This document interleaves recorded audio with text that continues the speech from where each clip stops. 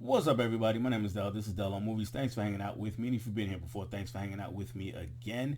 It is early March, so February is all over. It's that time for me to recap everything that I watched in the month of February. So we got a bunch of movies here. I'm not going to spend a whole bunch of time talking. You head off to before I even get to movies. So let's just get started. The first movie that I watched in March was The Black Cobra, and this is Fred the Hammer Williamson. Past what we would call his prime. This is '87 that this movie came out, and he's as it says here, a lone cop. He's struggling to protect a female photographer from a gang of psychopathic killers. Basically, this is Fred Williamson trying to make a Sly Stallone or Arnold Schwarzenegger type movie, and it just doesn't quite work, and it's a little boring in spots, and it's just nonsensical in other spots, and not in a good way. So I'm gonna go ahead and just put these 2 stars on the Black Cobra. There are 2 more movies in this franchise that I do have. So I probably will finish out the franchise, but it's not off to the best start. I will say that.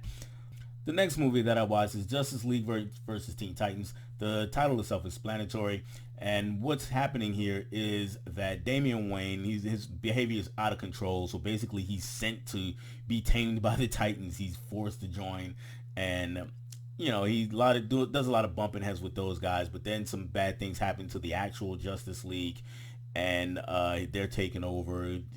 They're mind controlled by Trigon, who's the bad guy, and the Teen Titans have to wind up fighting a lot of the actual Justice League members, and it was decent. So I'm gonna go ahead and go 3 stars for Justice League versus Teen Titans. The next movie is May December. Now May December is it's an interesting movie, so I'm actually gonna go ahead and bump this up. And usually when I do this, I only bump these movies up a half a star, and I'm gonna actually bump it up a full star because from when I first rated it after I first saw it, I hadn't quite worked through my feelings on it, so I just kind of put a 3 star on it. But now watching it, or at least thinking about it since I watched it, I'm gonna go ahead and make it 4 stars.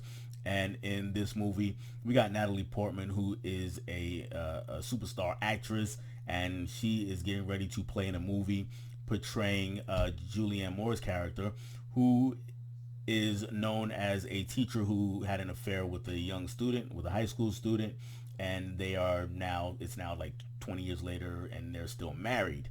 And so Natalie Portman her character has to spend a lot of time with Julianne Moore's character to get to know her. And the movie, it's meta for sure in those ways, but it kind of dives into not necessarily, well, it dives into Julianne Moore's psyche, but even more so, and Natalie Portman's, but even more so, it dives into the psyche of Chris Tenzis, who plays Aaron, who's actually the who was a boy, and I totally messed that one up. There we go. We got Charles Melton, who played Joe. He is actually the main character. Sorry, I screwed that up, but yeah, he was the young kid that fell in love with his teacher, and then now they're married 20 years later. And so we definitely dive into his psyche. So a very interesting watch. All the performances are compelling. Yeah, 4 stars for May December. The next movie is Spider-Man No Way Home. This just happened to be on TV one night, and my wife was watching it, so we just watched it. No. This was not. We weren't at home actually. We were out of town somewhere, and we were back in the hotel room, just kind of relaxing, and this just showed up on TV, so we watched it. Same as I've always had it, 3.5 stars. You know what that's all about by now. If you don't, check it out. It's a good movie. The next movie is called The After, and this is a Oscar-nominated short directed by and not directed by, this is directed by Misan Harriman, but starring David Oyelowo. And as it says here, his losing family member to a violent crime. He actually lost 2 people to a violent crime, And the whole movie's only 18 minutes long, and it packs so much into those 18 minutes. 3.5 stars here, and I'm this is another one I'm gonna bump up, guys. I'm gonna go ahead, and if they let me, I'm gonna go ahead and bump that one up to 4 stars because it just does a whole lot and gets a whole lot of emotion out of the short time that it's on your screen. Next movie is Ethnic Notions. So here's where Black History Month really started to kick in for me. And I have the Marlon Riggs box set from Criterion.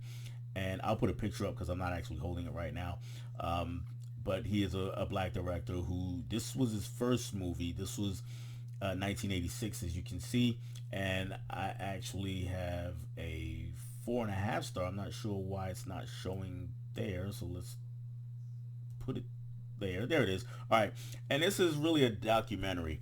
And it dives into it dives into the stereotypes that surround African Americans, where they came from, and how they're still prominent and affecting things even, well, today being 1986 in this case, but in some cases, in a lot of cases, they still persist.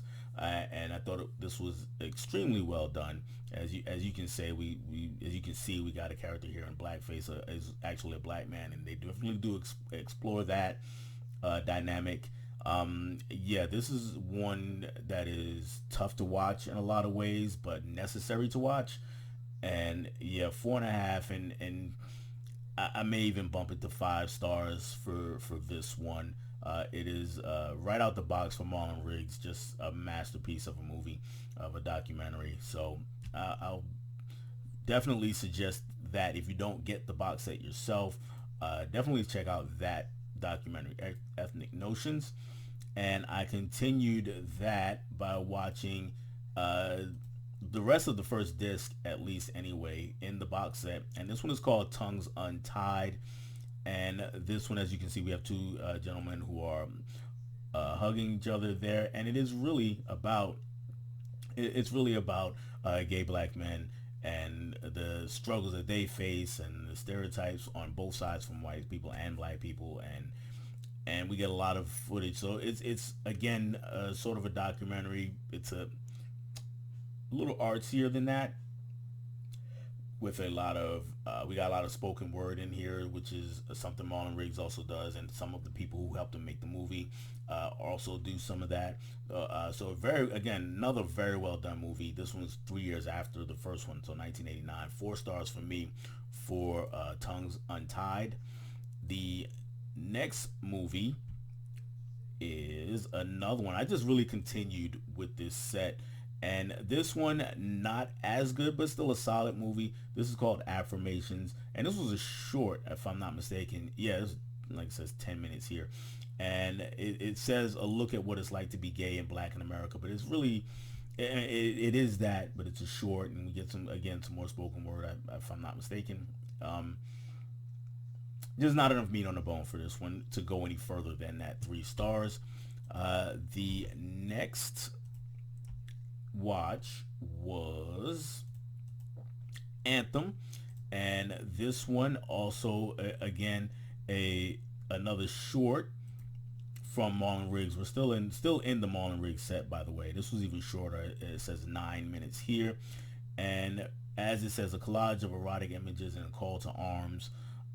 With a feverish hip-hop energy that celebrates the lives of African American men. Yes, it's, again, this is about African American men who are gay and dealing with the society around them. But again, not enough meat on the bone to get it past those 3 stars. And I have to read more up on what's happening here with Marlon Riggs. I would guess that this has something to do with funding, or the inability to get funding for his movies. And that's just a guess, especially being the 80s and the topics that he's covering and who he is. So that's my guess, and shame on me for not reading up more. Next movie, we're sticking with the theme of Black History Month. We're out of the Marlon Riggs set for now. Well, yeah, we're out of the Marlon Riggs set because I don't think I watched any more for the rest of the month. But I'm in a Denzel Washington movie that I had never seen before. As you can see, it's called Hard Lessons on this poster over here. It's called the George McKenna story here. And then I also saw Hard Lessons, colon, the George McKenna story. And or did I see it the other way? I can't remember. Anyway, it doesn't really matter. What's going on with this movie? It's basically Denzel doing Lean on Me. He's takes over as the principal of a wayward school. The school is out of control and has to turn things around. Of course, he does. The problem with this one is it was a TV movie, if I'm not mistaken, and you can see it all over the movie. I mean, it's choppy. It's really, really fast. Things don't always make a lot of sense narratively. They're just shorthanding everything and getting to the end of the story. Denzel, for his to his credit, I mean, he turned in solid work. This not a top tier Denzel performance by any means, but it is solid work from him. And everything else though is just stereotypes. And then you get to the end, it's like, how do we get here so fast? So why does these people care so much about it? It's a lot of you feel like a lot has been left out of the story. It's based on a true story, but you feel like that story was not done justice. So 2 stars for the George McKenna story. Next movie is took a break from from some of the seriousness. I had to take a break, and I watched this movie called MILF from 2010, and it was bad. I expected a bad movie. I thought it was going to be so bad it's awesome, but it didn't quite make that. It just kind of dragged and kind of got boring and repetitive. We get a couple of college kids, and they discover that, oh, you know, the older women are great in bed, or willing to sleep with college guys. And then from there is just a string of them trying to get with older women and succeeding or not succeeding. And then there's another love story with a girl, from our main character, with a girl his own age. And it just never kicks into gear. Whereas, oh, this is so bad, it's awesome, I'm laughing all the time. It's just kind of bad. So 1.5 stars for MILF. And with that, still not quite quenching my thirst for something terrible, but good, I've turned to Attack of the 50-Foot Cam Girl. And this one, as you can see, I have 5 stars in that heart, which means it did make it to so bad it's awesome. If for me, here we get a girl who is a cam girl. As you see the dates, it was 2022, so yeah, OnlyFans was a thing, but they didn't call her only 50-foot only fans girl, for a 50-foot cam girl. And she's like she's actually a normal woman at first, and highly successful and looking for new things. And she has an assistant who works for her, and they decide that to spice it up, she has the assistant is going to join the channel. Much to her chagrin, her boyfriend's her manager, and he's kind of taking advantage of her. And then they get a hold of some serum, bada boom, bada bing, and she winds up 50 feet tall, and the movie goes from there. It's just stupid in every way possible, but I had a blast watching it. It got me out of the doldrums, and gave me a little reprieve from some of the seriousness that I had been seeing prior to that. And that's probably a good thing, because next movie was A Southern Haunting, and this is a horror-ish movie, I suppose. And it's a period piece where we go back in time, and we see a young woman who is actually, let me see if we can get that cover up there. If you watched Everybody Hates Chris, she played the little sister on the show. So here she is in a movie as an adult, the only one I think I've seen of her. And here, this is just after the Civil War has ended, and they're supposedly given 40 acres and a mule. But what really is happening is they go and claim a house that has been abandoned after the Civil War and has all these acres of land. And then the house turns out to be haunted, or at least they think. And of course, there's also dealing with whites in the area who do not welcome them in, of course. And then there's one who does. The problem is just the execution was just off. It was just choppy. The writing was not strong enough to sustain what it was trying to do. So 2 stars for me for A Southern Haunting.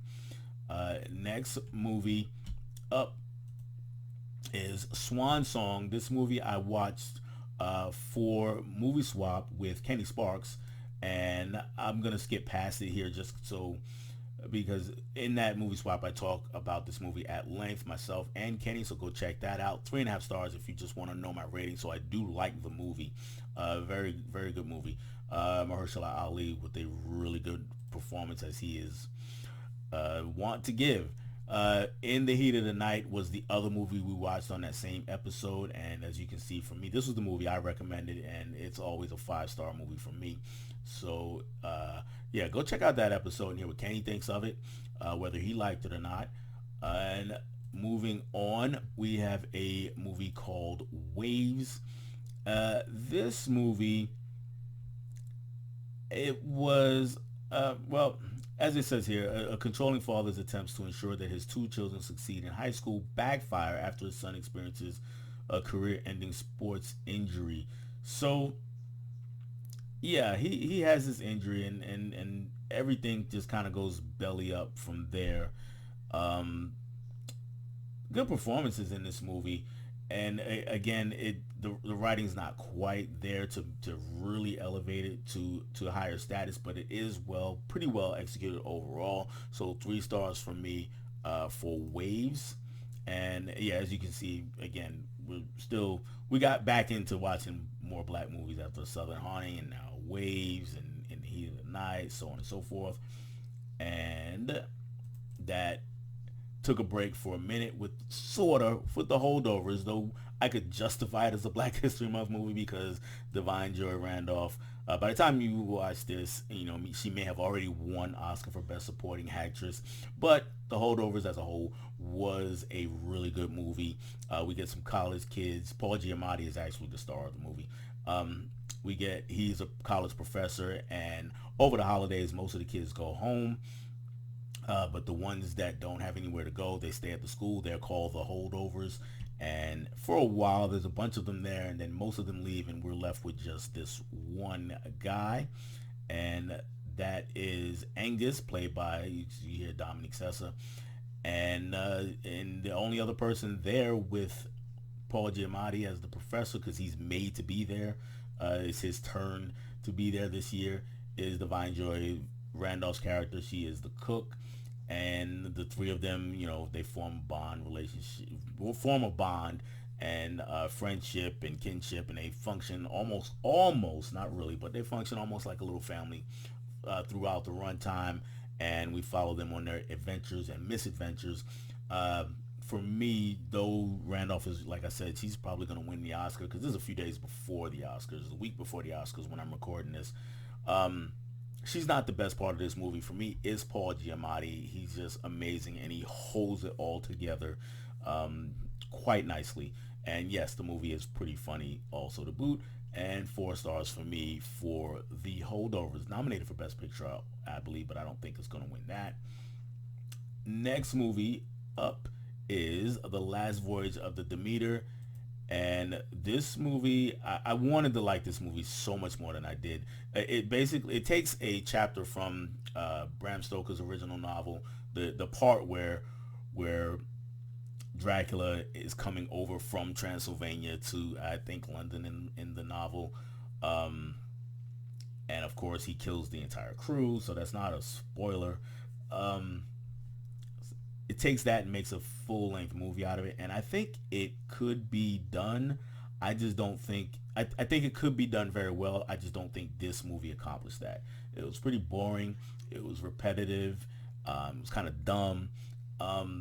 It just didn't work for me. So I wanted to like this movie so much more than I did. So I'll come back and revisit it and change my mind. But right now, just 2 stars for that one. It was yeah, disappointment. Let's go to the next one. Next movie was not a disappointment. This was Bottoms. And this, well, again, you can kind of justify this movie, and Last Voyage of Demeter had a black main character. One of the main characters for Bottoms is black. And in this case, we just got 2 girls in high school who are lesbians, and they are also undesirable lesbians at that. They're the way the movie puts it. You know, they're just not popular. Nobody is really looking at them in any in a sexual way. They're just kind of two girls who hang out together in the school, and they're not the cool lesbians for sure. And they decide that the way to get more popular and possibly meet more, well, definitely to meet more women and hopefully get some dates and get some sex out of it, let's be honest, that, and they even state that, is by starting a fight club. Not sure why, not sure that's the best option to go with, but that's what they do in the movie. And then things, of course, spiral out of control from there. And this was one of my favorite comedies of the year. It was very of 2023, I should say. But a very funny movie. I really enjoyed this one. 4 stars for Bottoms. The chemistry between these two young ladies as best friends was awesome, and they gave me all the feels when they needed to, and all the laughs also when needed to. So yeah, I highly recommend Bottoms. Go ahead and watch that one. Again, 4 stars for me there. Next movie is another Oscar nominated movie, and it is Past Lives. And this might look like blasphemy, so it has 3.5 stars there. This is a movie I'm willing to watch again, though 3.5 stars means I really did like the movie. I liked it. It just dragged a lot for me, especially early on. And then it's a gorgeous movie to look at, but it dragged a lot. And then when we got into the latter half of the movie, things started kind of clicking into place. So I never thought it was a bad movie. I just didn't think it was one of the best movies of the year. But I'm willing to change that, because I'm definitely willing to revisit it. It just, like I said, the early parts dragged, and I think a rewatch, it might not drag as much, because now I kind of know what's happening earlier. I mean, you can figure out what's happening throughout the movie, and it's a very well done movie. So 3.5 stars for Past Lives. Maybe an asterisk. I mean, yeah, I'm probably gonna watch that again soon. Next movie is a revisit, classic hip hop revisit, and this is Beat Street. What better time to watch Beat Street than now? And the truthful reason, though, is that one of the podcasts, my favorite podcast that I listen to, is called Home Video Hustle. Please check it out if you have not. But they watched Beat Street on there. Shout out to Brent, who that's really his baby, the podcast. And they watched Beat Street there. He showed the other people had not seen it, the other people on the podcast. 4 stars for me, because this is just nostalgia driven. I'll admit that I saw this back in the theaters back in '84 when it came out, and I've probably seen it a dozen times since, and that's all I got to say. So yeah, and honestly though, it is one of the more mature hip-hop movies that came out during the '80s. So yeah, 4 stars there. The next movie, this was a movie that was also on while my wife and I, okay, so let me recount something. Let me fix something, actually. So Spider-Man No Way Home, we were at home and my wife was just watching it. Avatar, we were in a hotel because we were out of town a few weeks ago, and just came back and we're kind of sitting there, and there's Avatar popped on, and she's an Avatar fan, so we watched it again. And yeah, it didn't get any better for me. So yeah, 2 stars. It's just not my cup of tea. It's pretty bad. Looks great still.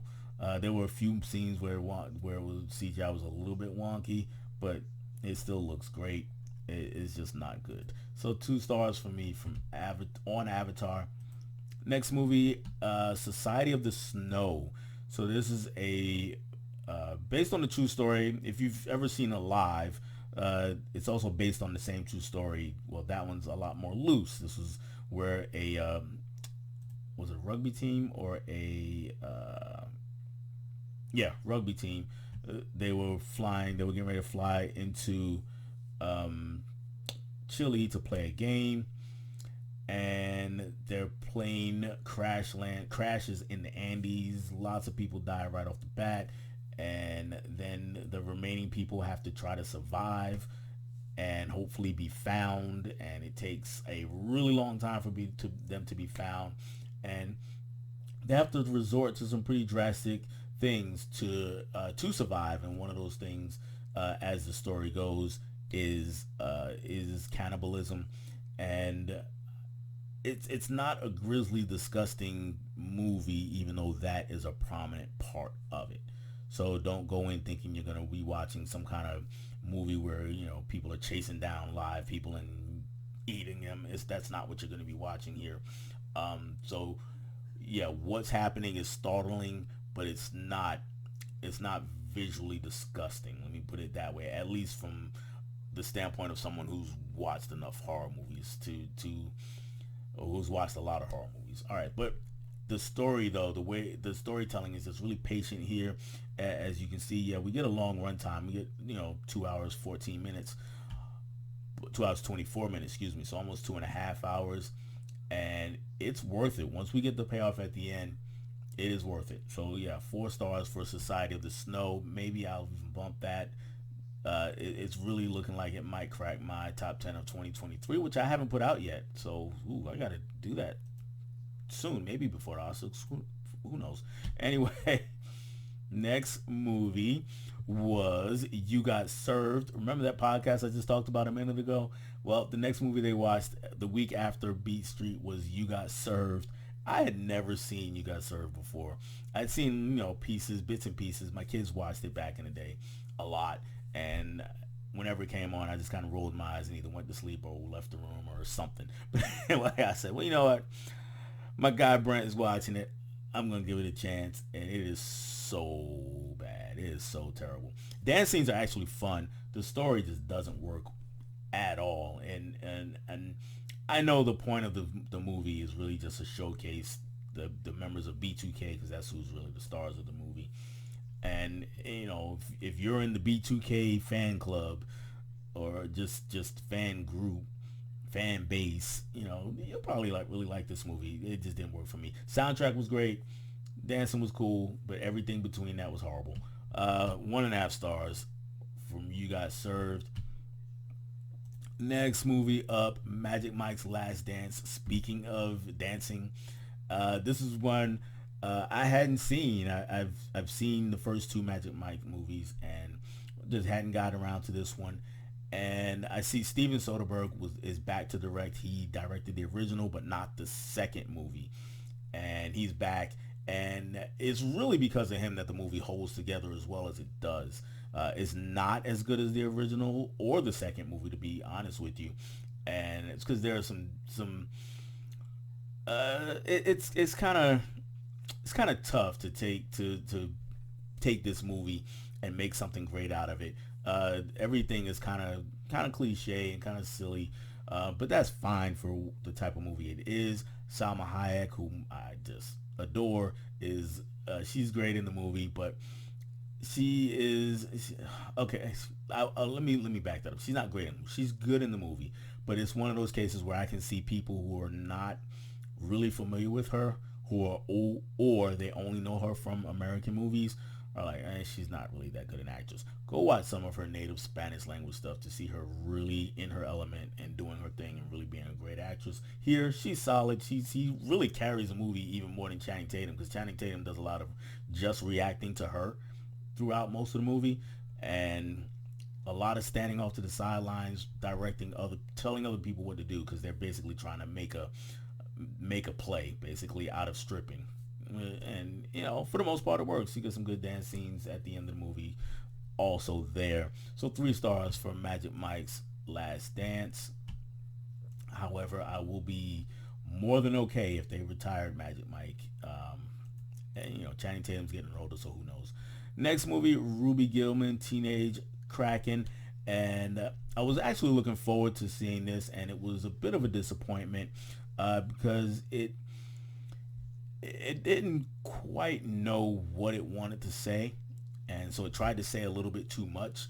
The story here goes, this girl here, Ruby, she's an actual Kraken, like from Greek mythology. However, she's about the same size as a normal human being, unless she goes in the ocean. So she's never been in the ocean. Her family's trying to make a life on land, and the conceit not the conceit, the joke is that she's blue. She looks a whole lot different from anybody else. So when anybody gets suspicious of her, she is instructed by her parents to tell them that they're from Canada, and they actually do point it out in the movie. If anybody from Canada has seen this movie, please let me know what you think of that, because I thought it was just the worst gag ever.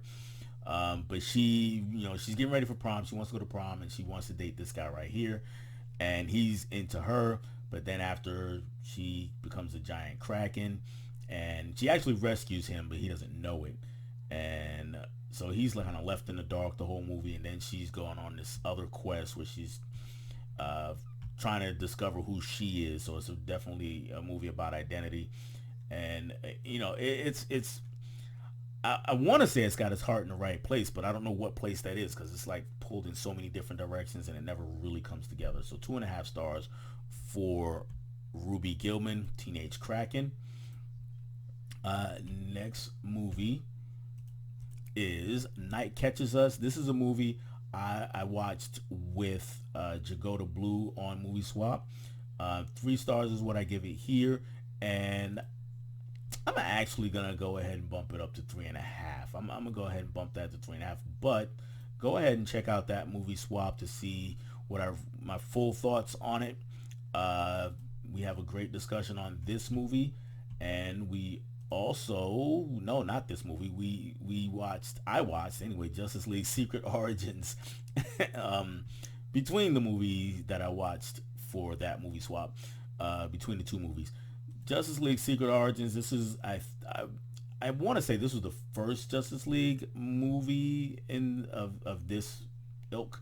3.5 stars is what I give it. So this is another origin story for the Justice League, and somehow I had not seen it. I've seen this one came from the show that was out around that time. This was 2001. I've seen plenty of the show, but for some reason I had not seen the movie. So really, 3.5 stars is where I am on that one. Good stuff. The next movie is, I didn't watch the other movie yet. This was Mea Culpa. Okay. Mea Culpa is the Tyler Perry movie that he just put out for Netflix. And this is a whole mess. It's just bad, guys. Mia is played by Kelly Rowland. Most of you know her from Destiny's Child. She's been in a few other things as far as acting is concerned, and she's not really good. So that's the first problem, but far from the last. The movie is about, she's an attorney. She's a defense attorney, and this guy here is Trevante Rhodes, who a lot of people know from Moonlight. He's fantastic in Moonlight. He is accused of murder, and he decides that he wants to hire her as his lawyer. She accepts despite the best wishes, or despite what her family wants.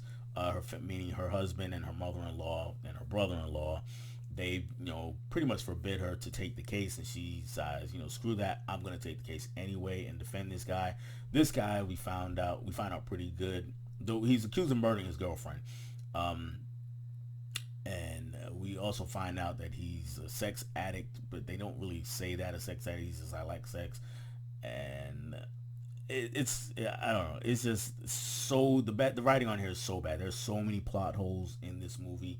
So many things don't make sense. Or so many things are just thrown in just because, and it doesn't fit with the rest of the movie. It's like he's just kind of throwing things he's seen in other erotic thrillers.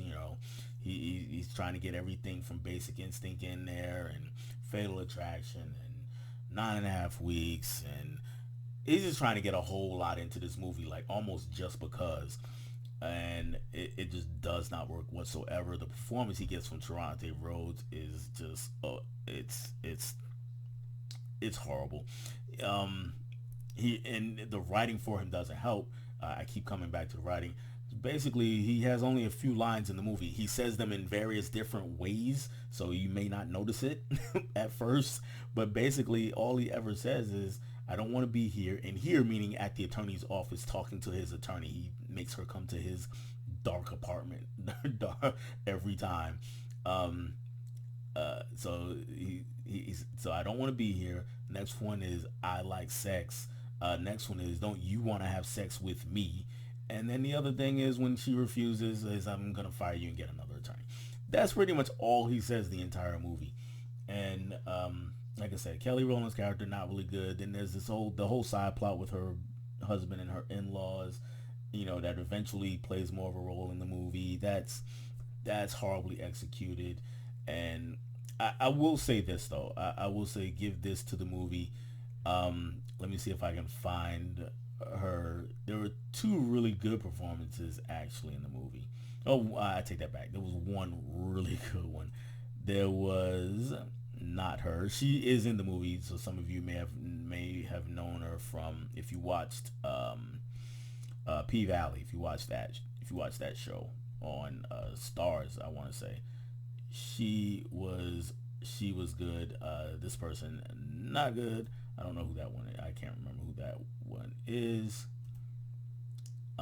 Yes, this person right here, Carrie O'Malley. She is. Does she play the? Yes. Let me make sure she's playing. Nope, she is not playing the mom. I don't think she's playing the mom. I'm trying to find who played the mom. I think that was her, but she was heavily made up. So yeah, she plays the mom in the movie, and she knew what kind of movie she was in. Basically, she's eating up scenery as much as she can when she's in the movie. She's the best part of the movie. The movie itself really bad. 1.5 stars from me for Mia Culpa, Tyler Perry's Mia Culpa, or whatever you want to call it.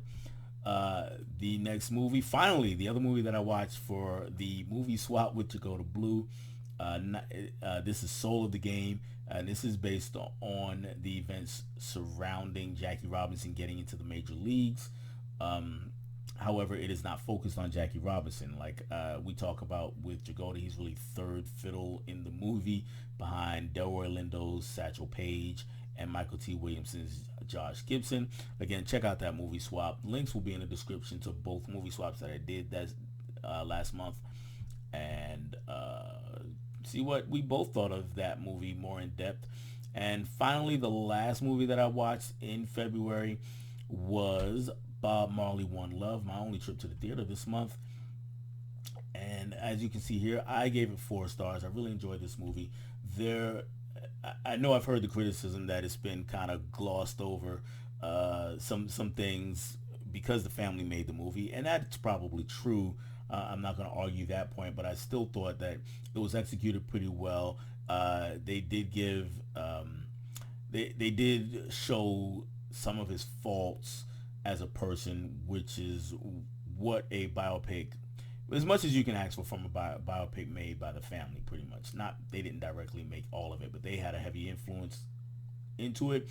And if there is a criticism from me for the movie, it is that they didn't show enough, because from what we know of Bob Marley and Rita Marley's marriage, at least what I know, I may be misspeaking here, and I apologize if I am, but it was not always the greatest, and a lot of that had to do with him and the amount of children that he had outside the marriage. So take that with a grain of salt. Otherwise, the movie does a good job giving us why he's an icon, which is really the goal of the movie. And even though they could have gone a little bit more in depth with that also, but yeah, 4 stars for me for Bob Marley One Love. And that is it, friends. Those are all the movies that I watched in the month of February of 2024.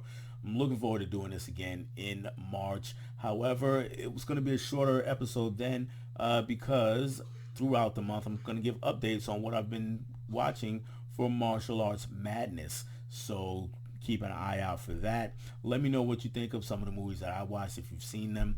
If you haven't, are there ones that I've intrigued you with, or ones that you're going to go out and check out? So just let me know down in the comment section, guys. That's all I have for you on this one. I'll catch you on the next one. Bye.